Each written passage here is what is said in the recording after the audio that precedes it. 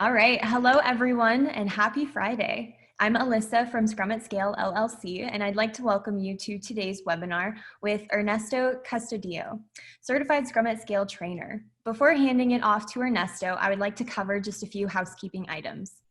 First, to provide you with the best listening experience, all audio lines except for the host and the presenter will be muted.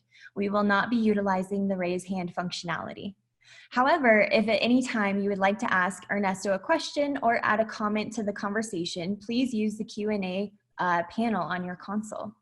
And finally, if you have any difficulties with Zoom throughout the presentation, feel free to send me, the Scrum at Scale admin, a question in the chat. All right, and with that, I would like to hand it over to you, Ernesto. Take it away. Thank you, Alyssa. Good morning, everyone. And Alyssa, you always do such a great presentation. I appreciate it. Thank you very much. Well, thank you. So let me share here so we could all have a common view. Today, we're going to be talking about the Scrum of Scrums and essentially the way in which it can help toward effective collaboration for distributed Scrum and distributed teams. A little bit about myself. I do see a lot of friends on the attendee list, so thank you for attending. But for those of you that may not know me, my name is Ernesto Custodio. I'm a certified Scrum at Scale trainer with Agile Genesis. I have been in the field researching and also applying a lot of the things that we're going to see today here in the area of distributed Scrum and distributed team collaboration. So feel free to ask questions as we go. We're going to try to cover the material for the first 35 minutes, and then we'll go into a Q&A. So if you have any questions, please use the chat, and we'll try to get to those. Okay. During the registration, we asked some folks some of the top challenges that they were facing when it came to distributed Agile and what they were seeing in this COVID-19 environment that we've all been forced to work from home and have been thrusted into a distributed Agile at 100% level. That's unprecedented. That is new by the amount of individuals that have been now forced to work remotely. And there are a lot of learned lessons that are coming out of these scenarios. Some of the top challenges include the loss of identity when it comes to being a part of that team, identifying with your team, the low level of communication that many of you might be experiencing. Those in itself is likely causing or starting to feel like your morale might be dropping a bit. The level in which problems are being addressed at the speed that they're being addressed are slowing down. So slow impediment resolution perhaps might be one of the problems you're facing. Knowledge exclusion, the fact that you're not part of that hive mind that was used to walking in the same room and getting a lot of the knowledge that you were receiving through informal channels. And then the misalignment when it comes to the products that you're creating and the ability to coordinate those dependencies in a better way, right?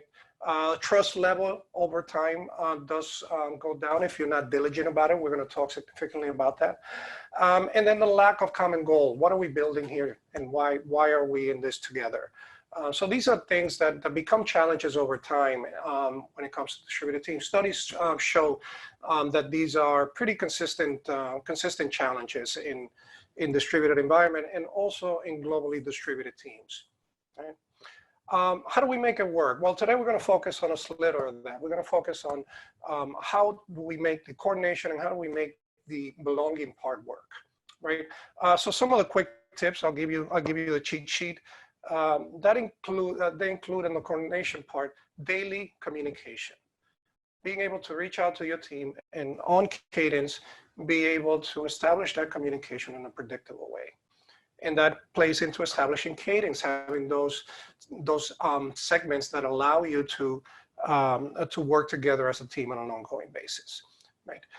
We're going to talk a bit about some of those, but going down the list, fast response, a common Scrum events or set of events, and that is doing it together in a way that allows you to synchronize the entire organization is a key element to making this work.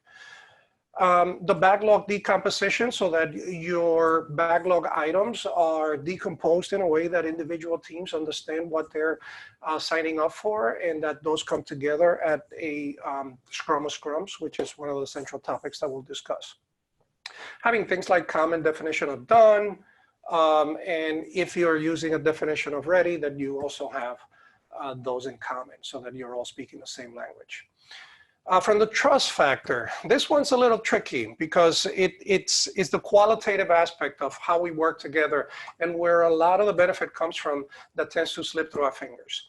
So the elements that make trust and belonging work include things like having common sprint goals, the goal, the purpose, right? For those of you that are familiar with some of the intrinsic motivators by Daniel Pink, one of those includes purpose, and that purpose is our goal. What are we trying to achieve? So it's important that we line up behind a common purpose.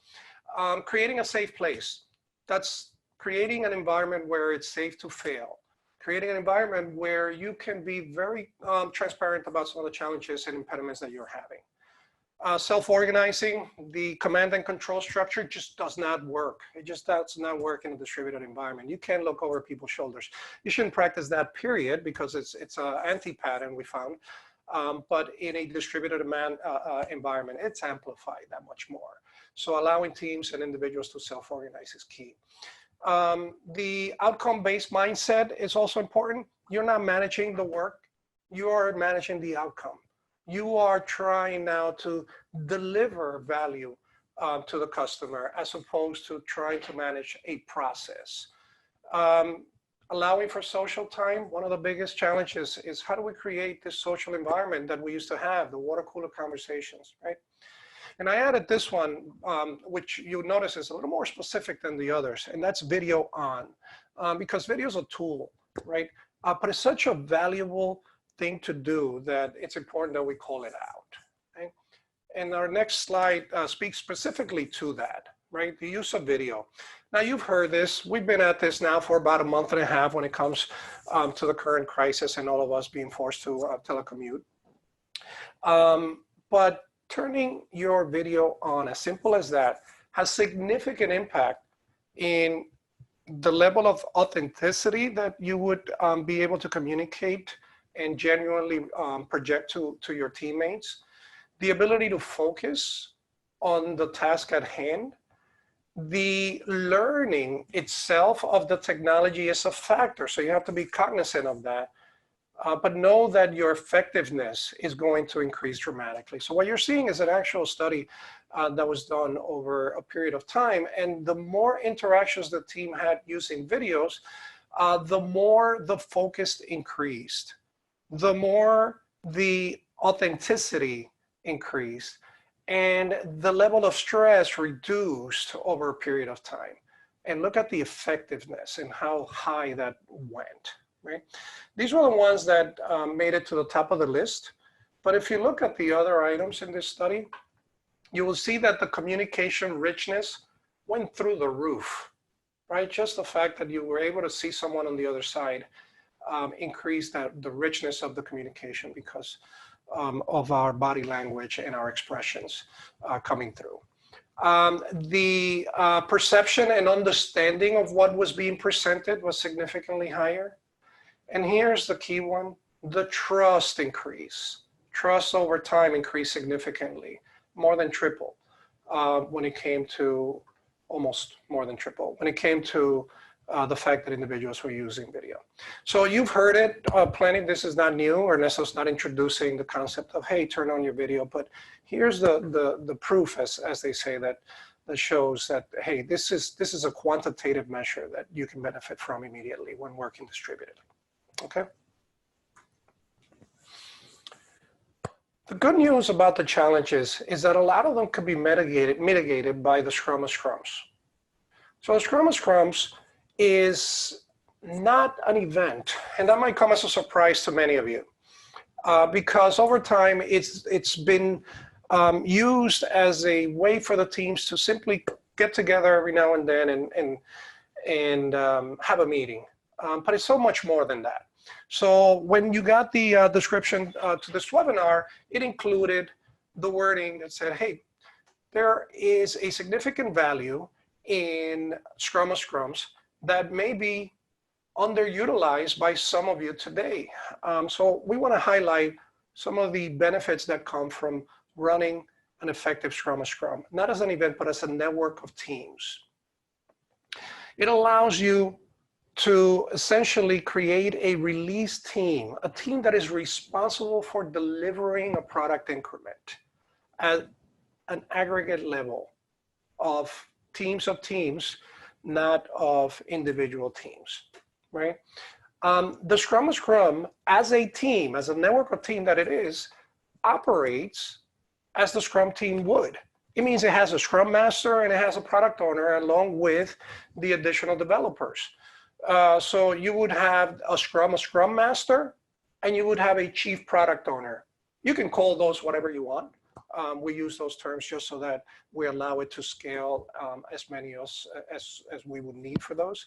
And the neat thing about it is that if you have a chief product owner, you have a C3PO, right? Haha, that's my joke for the day. So it allows the teams to focus on the fast reaction, or even being proactive about removing impediments and aligning dependencies.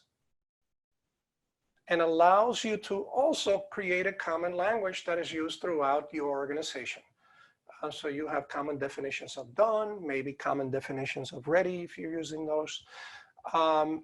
And also it creates that cadence of the different events that are synchronized. So ensuring that the teams are springing together. And here's the one that we're going to segue to, and that is the fact that they are expected to work together daily, not weekly, not monthly, not once per sprint, but daily, right? If you do these things, you'll be able to increase the level of trust, the level of engagement, the level of communication that you have while you're working remotely, or as a way of continuing to work remotely if you are going to be doing that permanently or for a prolonged period of time. Okay.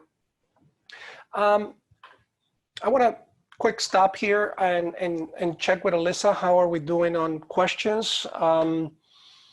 Alyssa, should I pause for a second? Do we have any questions that we should be addressing now? We actually, the only questions that I'm seeing, and this is pretty typical right when we start, is just people wondering if the presentation will be made available via video, if the slides will be available, and the answer to that is absolutely. We will send an email out to all registrants with a link to the YouTube video, and then also Ernesto will share his slides and we'll get those guys up on the Scrum at Scale website. But right as I was saying that, we did have a couple of questions come through. So I'll leave it up to you. Do you want to answer a few and then keep going, or? Let's take one now, and probably the more specific to what we just covered. That way we're not delaying the understanding of that issue. Okay, perfect. We do see this one quite a bit, and so I would love for you to address it. Danielle had put in the chat, can someone be a member of a Scrum of Scrums that is not in another team? I think in these presentations, we see a bit of confusion sometimes about who is in the Scrum of Scrums, if it affects their regular status in another team. What is your experience in like a larger organization where this is critical, but also other people or many people are wearing other hats as well? Yeah, that's an excellent question. Thank you for asking that. And the answer is a resounding yes. The Scrum of Scrum as a network of teams is not just a representative from those other Scrums that are coming to the table, but it also brings the skill set to deliver an integrated product. So you have the ability to add a architect, UX. Those individuals might already be in the individual Scrum teams, or they might simply be part of the Scrum of Scrums and don't have to be part of the individual Scrum. Mm. So as a cross-functional team that the Scrum of Scrums is expected to be, you can bring additional individuals that are not a part of a subset of that Scrum of Scrum. Awesome. Perfect. And I think that might answer an additional one that just came up from Ravi. Are all members of all teams necessary to join the daily Scrum of Scrum? The answer to that is no. It is not a full attendance of all of the teams aggregated into a larger room, but rather representatives of those individual Scrum teams that are coming to essentially bring the message of the day. And we're going to cover that in detail. In particular, we're going to cover that when we talk about how they work together, right? How does the daily Scrum work together? So let's allow me to go to the next slide because it speaks to that. Yes, definitely. So the Scale Daily Scrum, which we call the SDS, is the meeting. Okay, and I'm making a dramatic pause there because this is an aha moment for a lot of folks. The Scrum of Scrums is the team. The Scale Daily Scrum is the time when we meet for 15 minutes every day as the Scrum of Scrum. That meeting is an event that is facilitated by the Scrum Master. It is time boxed to 15 minutes or less, just like our daily Scrum that we have every day with our individual teams. It is a meeting that is meant to mirror that individual daily Scrum that we have with our teams. In the way that it is an opportunity for us to replan the next 24 hours. Here we are identifying impediments and we're working on removing those impediments. And we are also sharing common learnings that we have from different teams. When we're in class, we do an exercise. Many of you have done the paper airplane exercise. If you haven't been in class, that might be new to you, but it's the idea that as you share information between your teams, you actually get better and better to the point where the production or the productivity is double or triple. But the sharing of information is key to making that happen.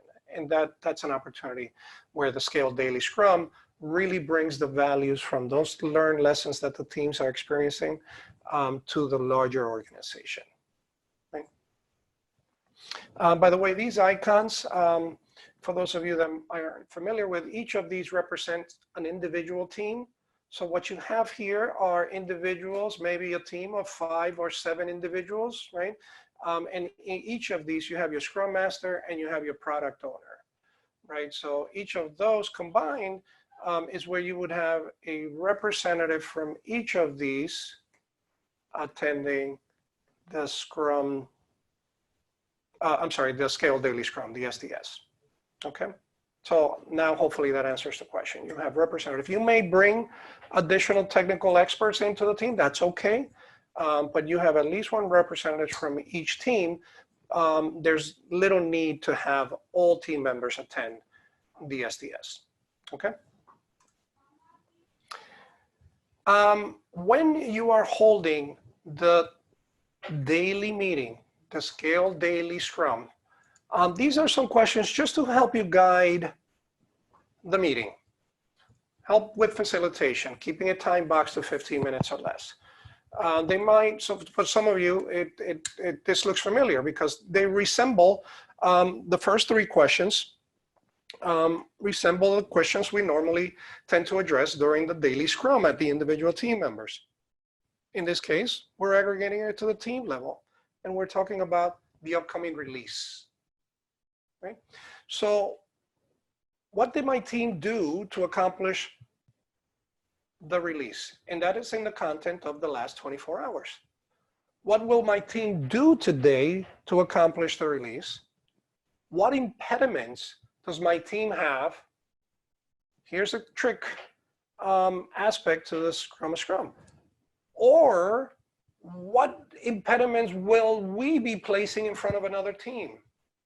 some of these happen inadvertently, but some of them are predictable, right? If we're taking down a server because we need to do some maintenance on it or upgrade it, well, that's going to be an impediment for another team. We need to make that aware for the other teams that have a dependency on that, right?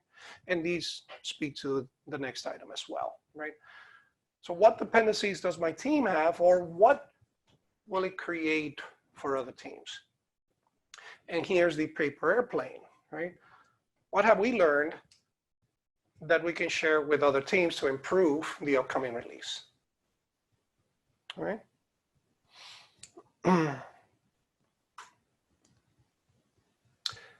The Scrum Master. This is a Scrum Master on steroids, right? It is the Scrum Master that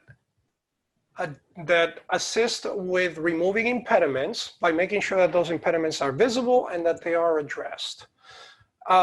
It is the person that is responsible for improving the effectiveness or how the Scrum works well together. Just like the Scrum Master works on the team level to improve the team's performance, the Scrum Master works at the Scrum level to do the same. They standardize knowledge by allowing that knowledge to spread, those learned lessons by synthesizing that and making those available and continuing to work on improving the SOS and for the other teams to benefit. And they resolve and address and identify dependencies.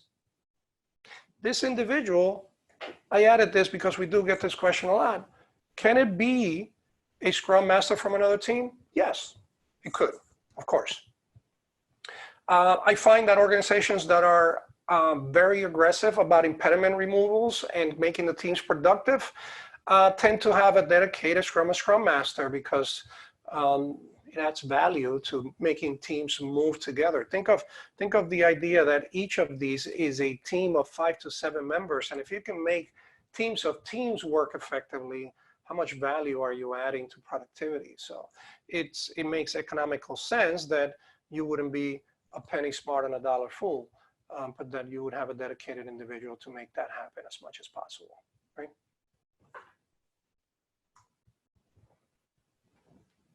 The chief product owner.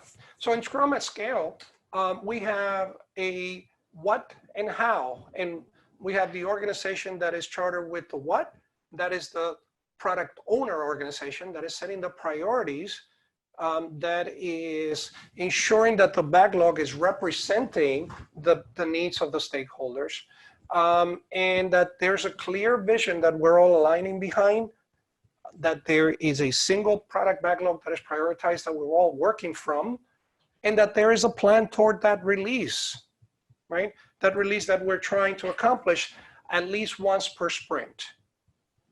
And it also is an individual that helps remove impediments. Some of those impediments might be product backlog related or customer facing related, and we need to address those. So the chief product owner gets involved in helping to remove impediments when necessary as well. Okay. The Scrum can scale linearly as much as we need it to. So here is the scenario we've been presenting. A Scrum that has 5 teams, each of these having 5 to 7 members. Let's zero in on 5, right? So each of these has 5 team members, and that being developers, right? You could have an additional 2 in there. That might be the product owner and the Scrum Master. In this case, it's an SOS, so it'll be the chief product owner and the Scrum Master at this level here. You could take that team and you can add another team and create another construct that is the Scrum of Scrums. So in this case, you would have 10 teams coordinating the product delivery. And this can go on and on.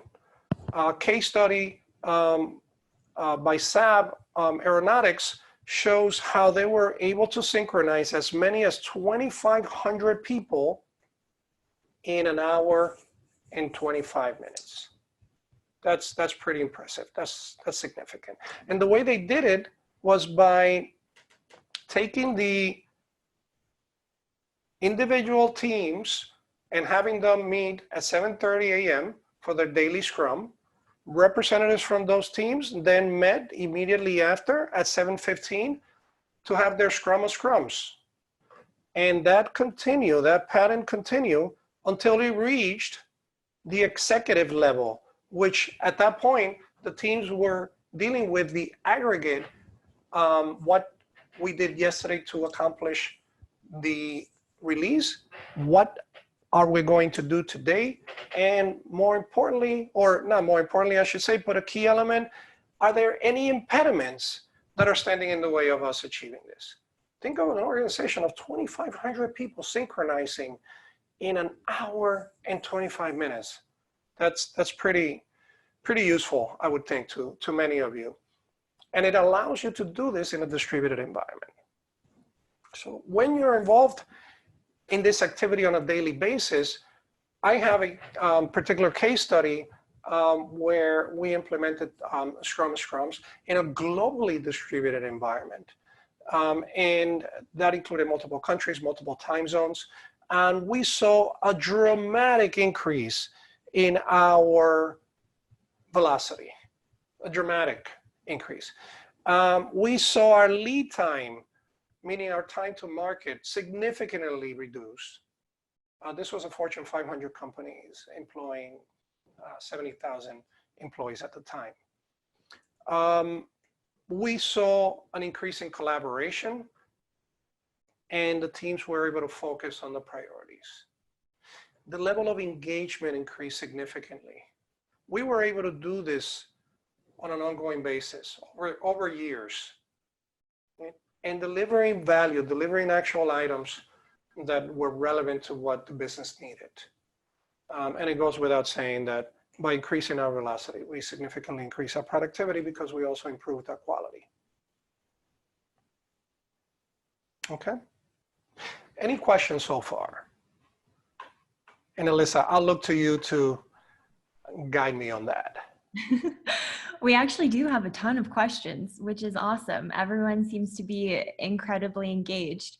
I do have one that in the past year or so of hosting these webinars, this question pops up all the time. So I'll ask it and then I'll add on a little bit of an additional question. So I've seen twice regarding the 15-minute time box, how realistic is this? Some Scrum Masters may want to elaborate toward an immediate answer, and then some would rather wait.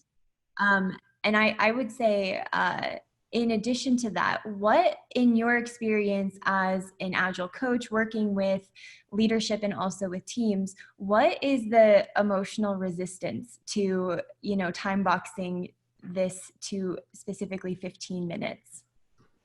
Yeah, that's an excellent question. Is it realistic? Absolutely, yes. I've been able to do it successfully over and over.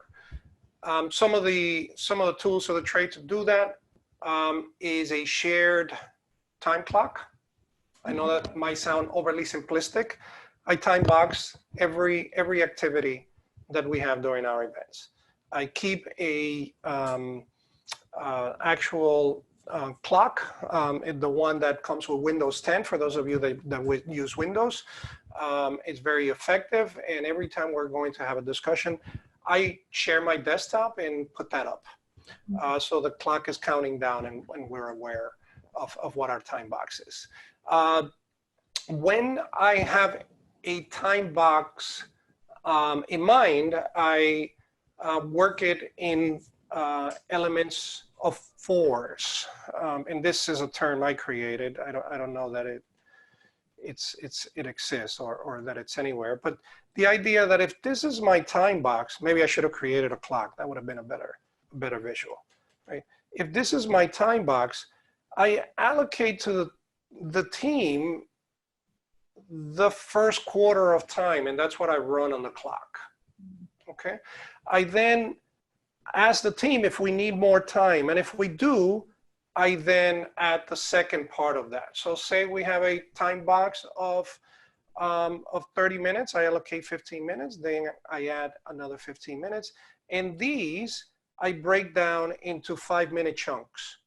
That way the time boxes are getting smaller and smaller. Maybe I'll do 10 minutes here, depending again on how much, and I go down until we run the clock out. And that allows me to stay within the originally intended time. That's not in particular to the daily.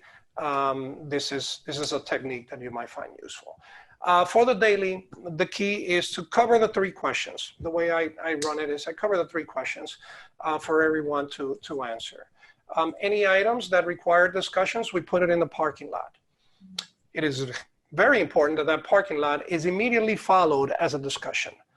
Not everybody needs to stay for the parking lot discussion. Those people that are interested or can add value to it stay. Other folks go back to work. During that parking lot, we time box it, and then I use this technique to do that. So by ensuring the team that you're going to have a parking lot discussion and that has been documented, now it's all about the 3 questions and nothing else, and those that aren't particularly involved in that don't have to consume their time. Right? Awesome. Those are some very handy tools to keep in your back pocket. I've never heard of the shared timer to make sure everyone is on the same page. Yeah, it's interesting. It almost becomes something that they grow dependent on. After the habit is created, they look for it on the screen to know. And then sometimes I'm human, I forget. And they say, well, how much time do we have for that? I said, oh, sorry, let me put that timer up. Yes. All right, so we have another one. And I'm curious what your answer to this will be. And I am shifting the question a little bit. How do you ensure that the Scrum of Scrums is sustainable over time? How do you fall away from it being a snowball effect of impediments raised, forgotten about, not cared for, or just another 15-minute meeting on everyone's calendar? Yeah, another great, wow, this group is full of awesome questions. By showing results. I'm often asked, how do you build trust?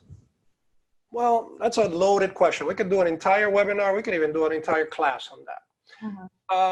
But my answer is short also. After exploring all the data, deliver. Nothing builds trust like delivery. So in the same manner, and drinking our own champagne, as they say, if I have impediments, and an impediment is a problem for me, that's something that's keeping me from achieving something. And I can go to an event and get help to remove that problem or to solve that problem, I'm going to show up excited because I'm about to get help.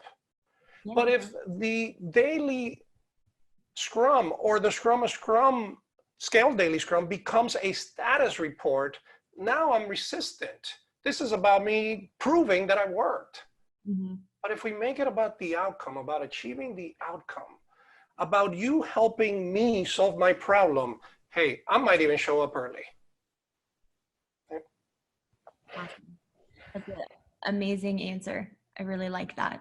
All right.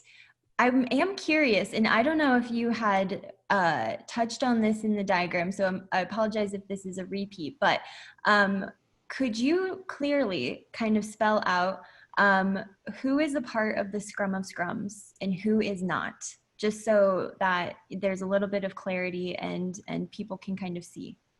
Sure. So the Scrum of Scrums is Scrum Team. Let's establish that, right? And that means that there is a Scrum Master and there's a product owner. We call them the Scrum of Scrum Masters and the Chief Product Owner.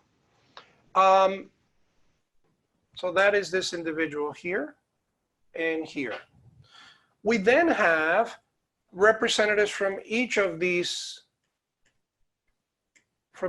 teams. Usually it tends to be the Scrum Master, but it doesn't have to be, okay? Sometimes it's the Scrum Master plus a development team member, right? I'm just gonna do a DT there for development.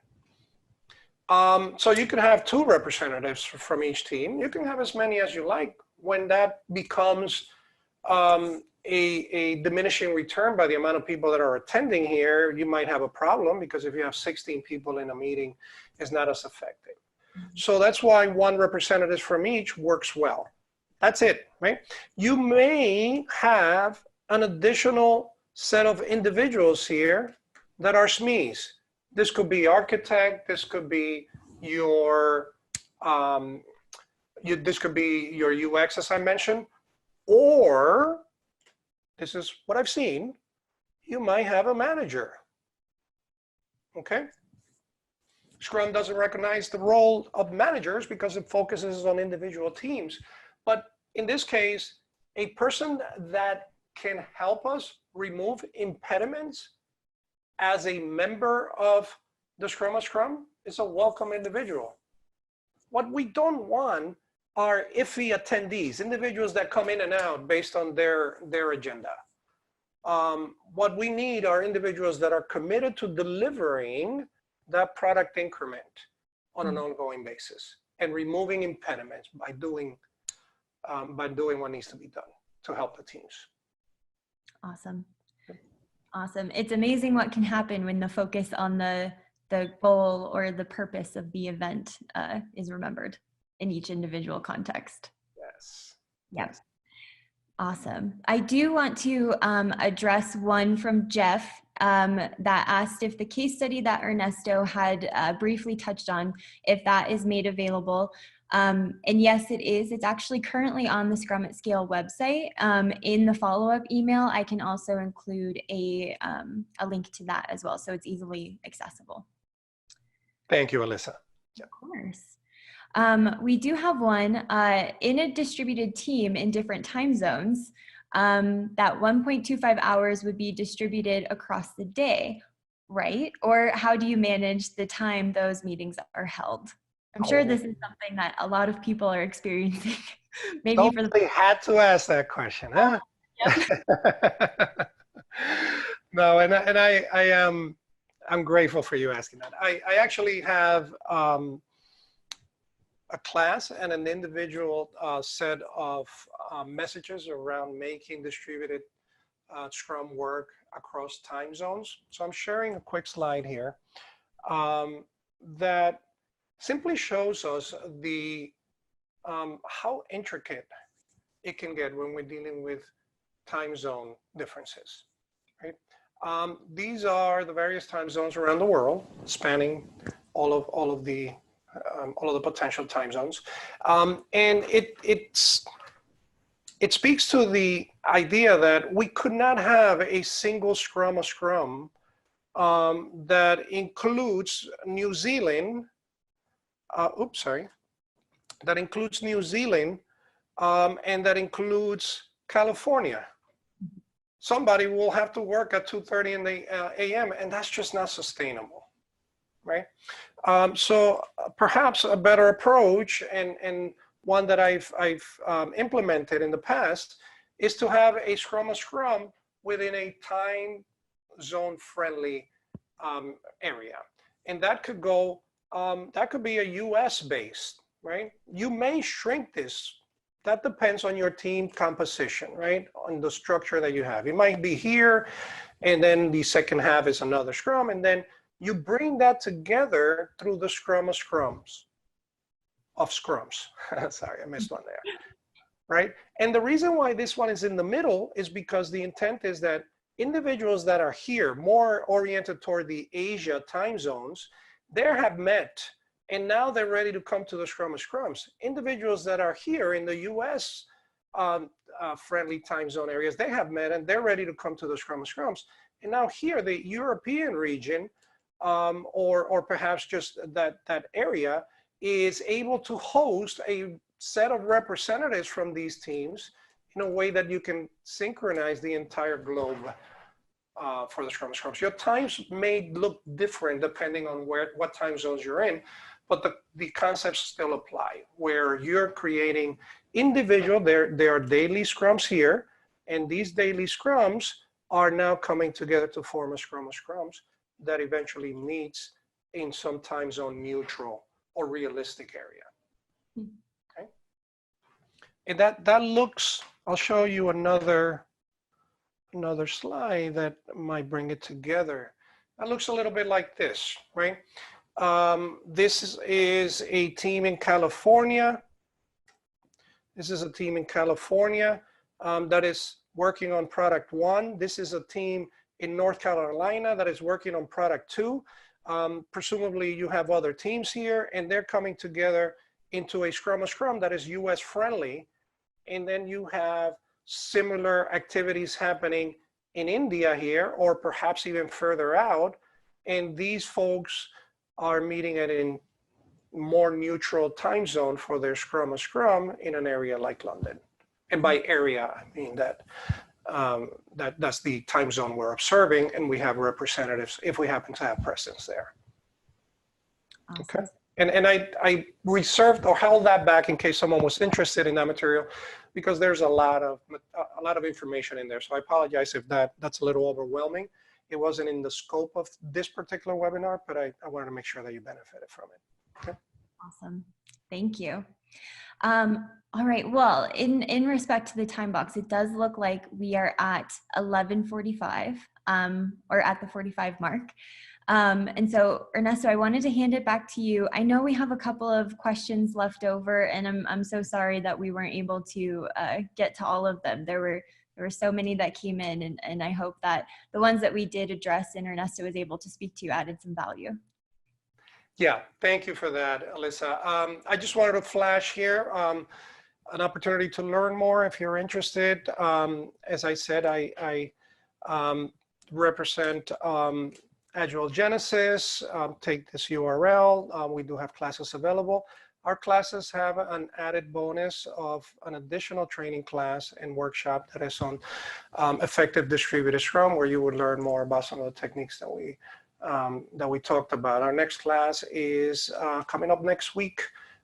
It's a guaranteed to run class. Of course, it's online. And we also have options for weekend classes for those of you that prefer that time schedule. Okay. Perfect. Awesome. Well, thank you so much, Ernesto. It was such a valuable webinar, and I'm so glad that you were able to host. And just to reiterate, the slides and a recording of today's presentation will be made available on the Scrum at Scale website, typically within 24 hours, but for sure by Monday morning. And thank you all so much for joining us today. It was a great session. Yeah, thank you, team. Thank you, Alyssa. Have a great day and stay safe. Bye, everyone. Bye-bye.